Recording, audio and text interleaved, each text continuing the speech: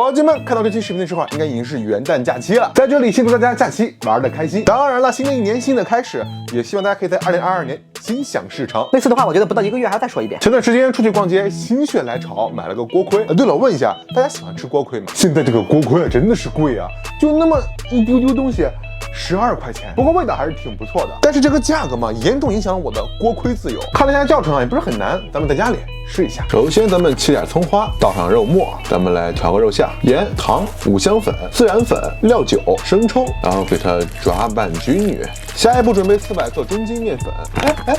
不是没面了？好吧，咱们用高筋代替一下。240克水，咱们边倒边搅，搅成这种絮状。然后就到我最讨厌的环节，揉面了。等一等，我是不是忘了放什么东西？完了，忘了放酵母了。现在放上求个心理安慰吧。光滑是不可能光滑的，这辈子都不可能揉成光滑的。然后盖上保鲜膜，象征性的醒30分钟。面板咱们涂一层油，面团搓成随机的长度，然后给它们切成随机的大小，再放上随机的肉馅，然后再给它们包起来。我知道包的丑，你们就别说我了。为了照顾喜欢吃甜口的，我还做了一个红豆沙的。然后咱们把包好的饼给擀开，擀的自然是越薄越好，越大越好。我这是活生生的把锅盔擀成了披萨呀！然后再撒上一点做的白芝麻。反观这个豆沙呢，就真的好多了。放入烤箱230度，烤10分钟，咱们的锅盔就 OK 了。哇，这感觉！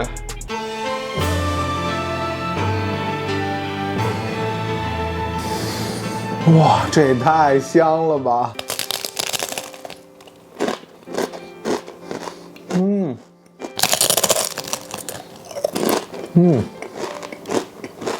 吃起来特别酥脆，可能是太薄了，我这个吃起来有点像烧饼，不过味道还是很不错的。那咱们来一口，怎么样？感觉如何？这次没骗你们吧？嘎嘣脆！我宣布，以后请叫我锅盔小王子。不过因为这个擀破了啊，所以说吃起来特别薄，也会更加脆一些。这个呢就是稍微厚一点的。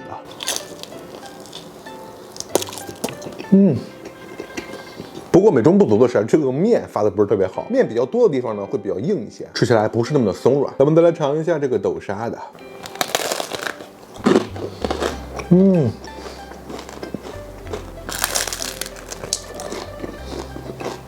其实我跟你们讲，这个豆沙的，对不上焦啊。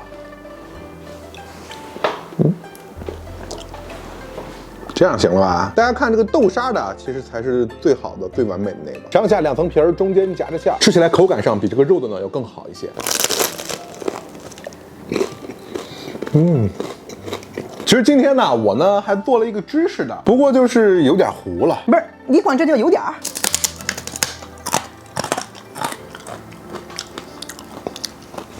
还有啊，这个锅盔最好还是趁热吃，这个凉了有点难嚼。